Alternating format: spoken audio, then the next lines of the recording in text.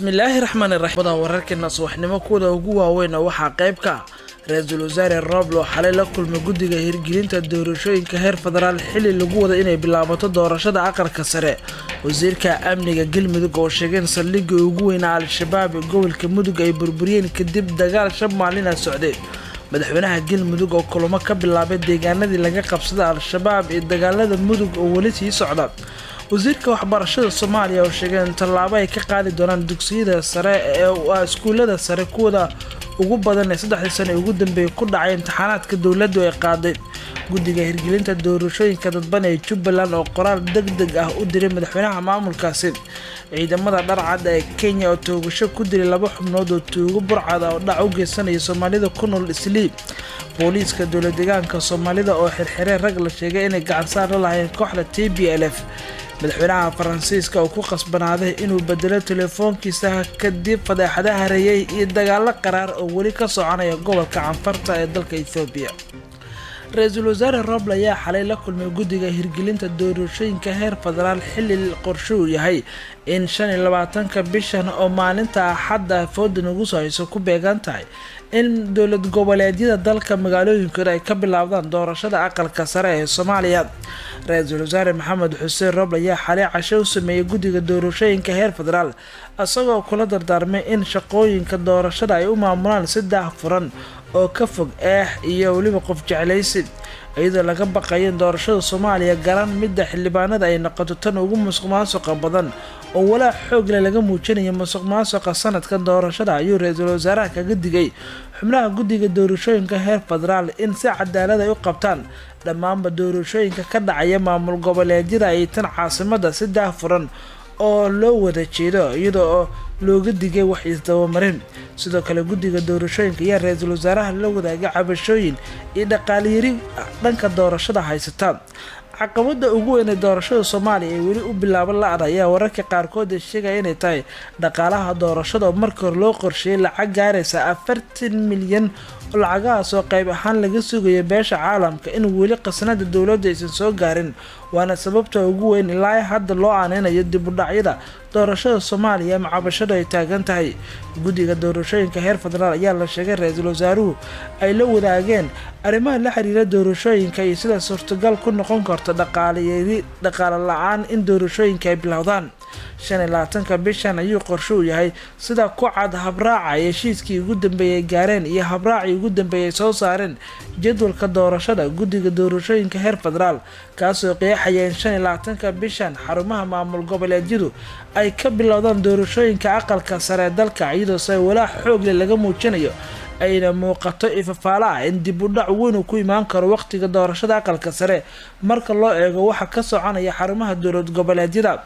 ilaa hadda waxa muuqda oo kaliya Jubbaland oo dhaqdhaqaaq xoog leh Kismaayo ka soconaya diyaar garowga doorashooyinka xubnaha aqalka sare Jubbaland waa maamulka kaliya ee si weyn u dardar xoogan u gelinaya sida ay u dhici lahayd doorashada aqalka sare marka loo fiiriyo maamul goboleedyada kale dhamaantood ayaa aan u muuqan kuwa qaban kara doorashada aqalka sare waqtiga lagu ballamay 25 oo maalinta Axadda ah Galmudug waxay wajahaysaa marxalado dagaal oo kaga furan gobolkaasi Mudug taas oo muujinaysa in xildhibaanada qaarkood wali xitaa aysan ku sugnaan Dhuusamareeb aysan muuqan u diyaar garow iyo fafaalo doorasho oo maalinta Axadda ka dhaca Dhuusamareeb iyadoo madaxweynaha maamulkaasina muddo toddobaad in ku dhow uu joogo magaalada Gaalkacyo qaybna ka yahay howlgallada lagula dagaalamayo Al-Shabaab madaxweynaha Puntland Saciid Cabdilaahi Dani ayaa isna sharci ku soo noqday Garowe kadib hal toddobaad uu ku sugnaa magaalada Nairobi caasimadda Kenya baarlamaanka Puntland wali ma muuqato u diyaar garow iyo qabsoomida maalinta Axadda doorashada aqalka sare madaxweynaha Hirshabelle Cali Guulaab ayaa asaga ku sugan deegaanka ama magaalada Cadalle halkaas oo xiisad ay ka jirto baarlamaanka Hirshabelle ayaa la sheegay in fasax ay ku jiraan oo gudoomiyahooda ayaa ku sugan magaalada Muqdisho iyo ku xigeenkooda taas oo ina muujinaysa in Hirshabelle wali aysan u diyaarsaneen qabashada doorashada aqalka sare maalinta Axadda ah marka la eegase koonfur galbeed ayaa ina maamul kale oo aan u diyaarsaneyn qabashada aqalka sare marka qiimeyno waxa ka soconaya Baydhabo. Wararka qaar ayaa sheegay in xildhibaanada Koonfur Galbeed ku dhowda ay fasaxi ku maqan yihiin, taas oo ina keeni karta in maalinta Axad aysan dhicin doorashada aqalka sare. Jubbaland oo kaliya ayaa dhaqdhaqaaq xoog leh ka soconaya oo ayna dadaal xoogan ugu jiraan sidii ay u qaban lahaayeen doorashada aqalka sare. dhinaca kalena wararkii ugu dambeeyay ee dagaalada ka soconaya gobolka Mudugna hadii aan eegno wasiirka amniga Galmudug waxa uu sheegay in saldhiggii ugu weynaa al-shabaab ay ku lahayn gobolkaas Mudug la burburiyay, ciidamaduna ay qabsadeen deegaano hor leh kadib dagaalo muddo toddobaad ka soconaya gobolkaasi. sidoo kale madaxweynaha Galmudug ayaa la sheegay asna inuu tagay deegaanada shabaab laga qabsaday, halkaas oo saraakiisha iyo waliba sidoo kale askarta kulmo kula qaatay. wararkii ugu dambeeyay Rajaal Cabdi Maxamed Yaage. madaxweynaha maamulka Galmudug Axmed Cabdi Kaariyo Qoorqoor ayaa gaaray deegaano ku yaala gobolka Mudug kuwaas oo dhawaan ciidanka maamulka Galmudug iyo kuwa dowladda federaalka ay ka qabsadeen ururka al-shabaab. madaxweynaha ayaa markii ugu horeysay waxa uu tagay deegaanka Wasil ee gobolka Mudug, halkaas oo al-shabaab weerarka ugu horeeyay ay ku qaadeen deegaanadii wali aysan maamulna al-shabaab, halkaasna uu ka soo bilowday dagaalka. isagoo madaxweynuhu sidoo kale gaaray Bacaadweyne, Qodqod iyo sidoo kale degmada Camaara, waxaana dhammaan deegaanadaas ku sugnaa mas'uuliyiin ka tirsan maamulka Galmudug oo hogaaminayay wasiirka amniga maamulka Galmudug Axmed Macalin Fiqi, taliyaha ciidanka lugta Soomaaliya General Biixi iyo sidoo kale taliye kale oo ka tirsan ciidanka xoogga dalka Soomaaliyeed. madaxweyne Axmed Cabdi Kaariyo Qoorqoor ayaa kulamo la qaatay dhammaan saraakiisha ciidanka ee ka howlgala aagaga kala duwan ee ku yaala Camaara, isagoo kala hadlay sii wadida dagaalka Galmudug ay kula jirto ururka al-shabaab. wasiirka amniga ee maamulka Galmudug Axmed Macalin Fiqi ayaa sheegay in hadda ciidanka Galmudug iyo kuwa dowladda federaalka ee Soomaaliya ay la wareegeen saldhiggii ugu weynaa al-shabaab ee deegaanada Bacaadweyne iyo Camaara hoos ma jiray, kaas oo ku yaala deegaanka Qodqod kadib dagaal socday muddo 5 maalmood oo ciidanka maamulka Galmudug iyo kuwa dowladda federaalka ay kula jireen al-shabaab. waxaana uu sheegay in howlgalka uu sii socon doono. taliyaha ciidanka lugta ee Soomaaliyeed General Maxamed Biixi runtii aad iyo aad baan kaaga mahadcelinayaa ciidamada kala duwan ee taliyuhu tilmaamay ee huwanta aan u bixiyay ee ciidanka qaranka iyo ciidanka Galmudug iyo dadka deegaanka oo ayaguna gurmad fiican meeshan ku soo muujiyay. runtii maantay waxaa la gaaray halgankii dagaal 5 maalmood hal isbuuc ugu yaraan ayay qalcadan waxay ahayd qalcadda ugu weyn ee gobolka Mudug ay ku lahaayeen oo rabeen inay kaga duulaan deegaamada kale qalcado kale oo gobolka Galgaduud ay ku leeyihiin way jirtaa, laakiin halkan waxay ahayd niman ajnabi ah iyo Soomaali iyo dad khubaro ah ayaa joogay. waxa weeye maalmihii la soo dhaafo dhan dhaawac iyo dhimasho 2 maalmood ka hor dagaalkii dhacay waxay halkan uga tageen 70 ku dhawaad dhaawac iyo dhimasho. duqayntii inta in la mid ah ayaa haleeshay. ciidanka lugta Soomaaliya General Biixi ayaa sheegay in ciidanka dowladda federaalka ee Soomaaliya ay qayb ka yihiin howlgalka ka socda gobolka Mudug, kaas oo al-shabaab lagala dagaalamayo sidii looga saari lahaa gobolka Mudug, gaar ahaan deegaanada hoos yimaada degmada Xardheere. waxaana uu sheegay in howlgalka uu sii socon doono iyadoo maamulka Galmudug iyo dowladda federaalka ee Soomaaliya ay iskaashan doonaan. waxaan cadeynaynaa inaan gacanta Ilaahay noo galiyay, Ilaahay baa mahad iska leh. qalcadii ama bayskii cadowga ee Qaycad shalay bay ahayd markii aanu u waramayna idaacadaha aan lahayn. insha Allah waa soo afjaraynaa. Qaycad gacantaan ku haynaa ummadda Soomaaliyeed iyo ummadda Galmudug iyo ummadda Mudugba. waxaan u cadeynaynaa Qaycad inaan gacanta ku hayno. waxaan rabaa inaan u mahad celiyo saraakiishii ciidankii dhammaan qaybaha kala duwan ee ciidamada, qaybaha kala duwan ee bulshada, qaybaha kala duwan ee deegaanka ciidankaan u bixinay oo aan la'aantoodba soconeen. dhammaan inaan u mahad celiyo Ilaahay baa mahad iska leh. thumma ilaahayna bacdi adinkaa mahadda aan idin celhayaa. waxaan rabaa si gaar ah inaan ugu mahad celiyo Senator Cabdi Qaybdiid oo runtii asaguna qayb lixaad la ka qaatay. saraakiisha oo aanan mid u magacaabi karin, dhammaan saraakiisha qaybta 22aad, ciidanka nabad sugidda, ciidanka daraawiishta, ciidamada deegaanka ciidanka nisa nabad sugid iyo nisa waa isku mid ciidanka danab dhammaan cutubyada 21aad cutubyada kala duwan ee daraawiishta heer gobol wasiir fiqi oo afhayeenka oo hadalkana mataqaanaa faahfaahin doona dhammaan ciidanka gorgor dhammaan ciidamada kala duwan meel ay joogaanba inay yiraahdo waa mahadsantihiin waajibkiinima. mas-uuliyiinta maamulka galmudug ayaa maalmihii lasoo dhaafay waxay ku sugnaayeen deegaano ku yaala gobolka mudug halkaas oo ay ka socdeen dagaalo kala duwan kadib markii al-shabaab ay culays saareen deegaano hoos yimaada degmada hobyo ee gobolka mudug. xilli shalay la shaaciyay natiijada imtixaanaadka ee dowladda Soomaaliya qaadi sanadkan ayaa wasiirka waxbarashada Soomaaliya ku goodiyay in dowladdu ay tallaabo degdeg ka qaadi doonto iskuulada 3 sano ee ugu dambeeyay ee kaalimaha hoose ka galay imtixaanaadka dowladda kuwaas oo sheegay in ay tayadooda ay aad u liidato. sidoo kale wasiirka ayaa ku goodiyay in albaabada la isugu dhufan doono iskuulada dugsiga sare kaliya dhiga oo isbashariya eegay kadib shaacinta natiijada imtixaanka sanadka dugsiyada sare sanad dugsiyeedka 2020-2021 oo ay ka qayb galeen arday gaaraysay 34,308 arday oo ku kala sugan gobolada dalka iyo caasimadda Muqdisho ayaa waxaa soo baxaya in ay dhaceen arday aad u fara badan. wasiirka wasaaradda waxbarashada iyo tacliinta sare ee dowladda federaalka Soomaaliya xildhibaan Cabdullaahi Abuukar Xaaji ayaa waxa uu sheegay in ay wasaaradda waxbarashada mas'uuliyad iska saari doonto sidii loo hubin lahaa tayada iskuulada bixiya waxbarashada dugsiga sare. sidoo kalena wasiirku waxa uu tilmaamay in wasaaradda aysan u dulqaadan doonin in waalidiinta Soomaaliyeed laga aruursado dhaqaale fara badan haddana ubadkooda aanan la barin cilmi ay ku farxaan xilliga la gaaro imtixaankana ay keenaan natiijo aysan ku qancin. wasiirka ayaa waxa uu sheegay in laga bilaabo sanadka 2021 ilaa 2020 albaabada la isugu dhuftay iskuulada bixiya fasalka 3aad iyo fasalka 4aad ee dugsiga sare ee aanan lahayn dugsi sare oo rasmi ah. wasiirka wasaaradda waxbarashada Cabdullaahi Carab ayaa waxa uu dhanka kale uu sheegay in ay sii wadan karaan howlahooda iskuulada hoose dhexe ee bixiya koorsooyinka lagu dhisayo dadka ay kala weyn tahay da'dooda heerka ay joogto iyo xilliga waxbarashadooda oo ay wasaaraddu u soo dejisay manhaj gaar ah. waxaan sameyn doonaa insha Allah taala 2019 2020 2021 saddexdaas sano ayaa analysis ama baarid lagu sameyn doonaa iskuulaadka marka saddexdaas sano ardadooda ay wada dhaceen wasaaradda tallaabo ay ka qaadan doonto insha Allah taala. sababta waxa weeye musuqmaasuqa waxbarashada la musuqmaasuqo raalli kama noqonayno waalidiinta xoolo la gorto ilmahooda aan wax la barin raalli kama noqonayno. arrintaas waa qaraar tahay laakiin waa ku dhaqaaqi doonaa. waxaa kaloo aan idiin sheegayaa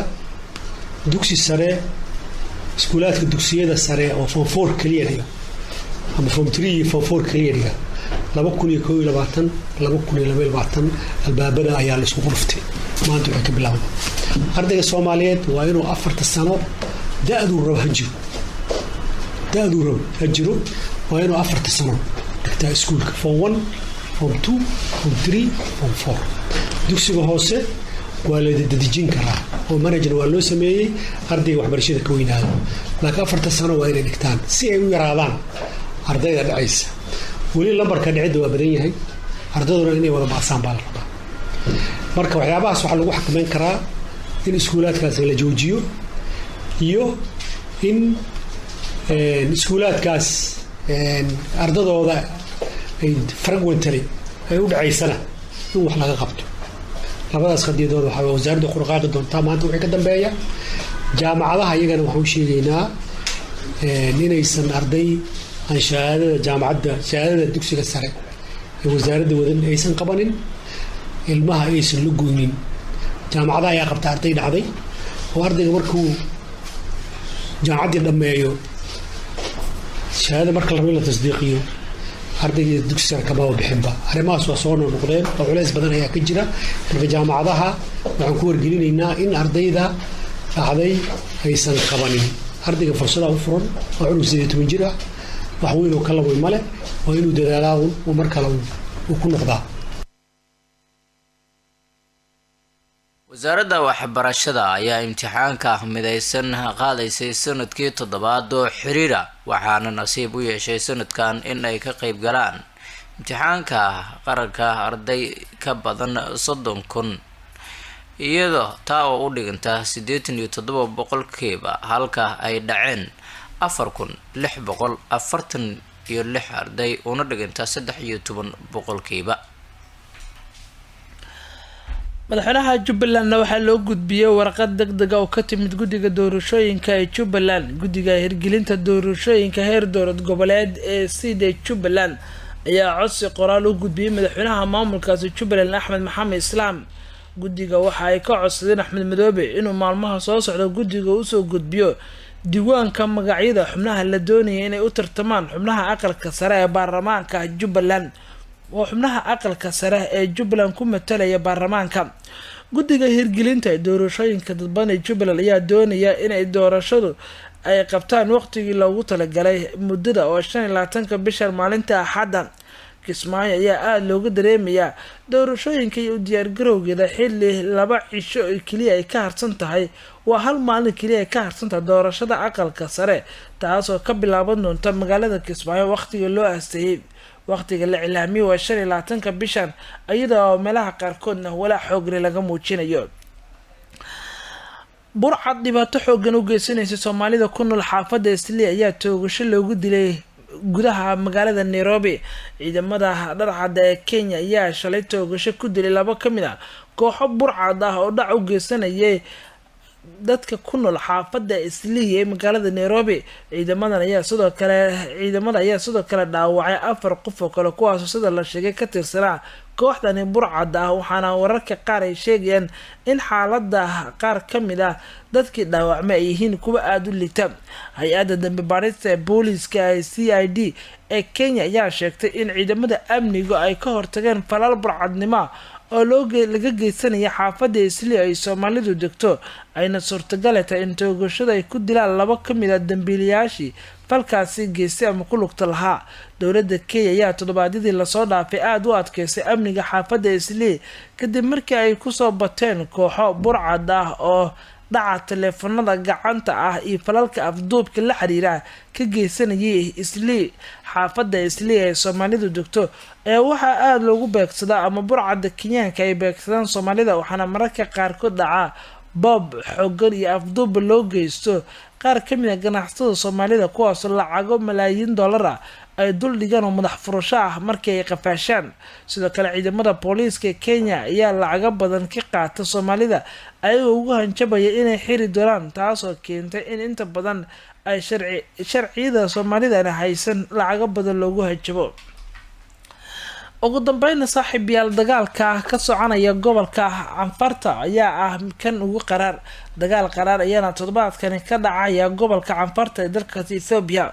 saacadii ugu dambeeyay waxaa la soo sheegay in ugu yaraan 20 qof oo rayda la dilay 10,000 waa 10 qofna oo kalena ay ka barakaceen sababo la xiriira dagaalada u dhaxeeya ciidamada mucaaradka oo iyo waliba xogaga dowladda taabacsan oo ka soconaya gobolka Canfarta dalka Ethiopia. dagaalkan oo ah mid xoogeysay waxaana la sheegay meelaha dagaalku ka soconaya qayb ka tahay gobolka waqooyiga ee Tigray ay maamulaan Ethiopia. dagaalka ayaa ka socda gobolka Tigray wuxuuna ku sii fidayaa gobolka Canfarta. dagaalka ayaana dhaliyay 10,000 oo qof in ay 8 bil ay ugu dambeysay ay ka barakacaan gudaha Ethiopia kuwaas oo qaarkood la sheegay in xaalad halis ay wajahayaan marka loo eego warbixinada qaramada midoobay ka soo baxaya. waxayna qaramada midoobay dhawaan warbixin ay soo saartay sheegtay in macluul xoogan ay wajahayaan. ra'iisul wasaaraha wadanka Ethiopia Abiy Ahmed ayaa ku guuleystay abaalmarinta Nobel Peace sanadkii 2019 kadib hadda waxa uu wajahayaa fadeexado waaweyn oo ku saabsan arrinta dagaalka kadib bishii November ee soo dhaafnay 2020 oo ciidamo u diray gobolka Tigray si looga saaro kooxda TPLF hase yeeshee kuma u guuleysan arrintan. tallaabadan ayaa la sheegay inay tijaabo u aheeday weerarka ciidamada dowladdu ay ku qaadeen TPLF, laakiin awoodda TPLF ayaa u muuqata mid hadda soo laba kaclaysay. ciidamada TPLF ayaa qabsaday gobolka waqooyiga ee laga saaray sanadkii hore, waxayse ku sii fidayeen gobolka Canfarta ama dadka Canfarta gobolka ay ku nool yihiin oo hadda dagaaladu ay ka dhacayaan. xukuumadda Addis Ababa ayaa bilowday abaabul xoog leh oo ku saabsan dagaalka iyo sidii Tigray markale loogu adkaan lahaa, iyadoo maamul goboleedyada Ethiopiana ay ra-iisul wasaare Abiy codsi u dirsaday oo ku saabsan inay soo diraan ciidamo qayb ka noqonaya dagaalka ka soconaya waqooyiga Ethiopia.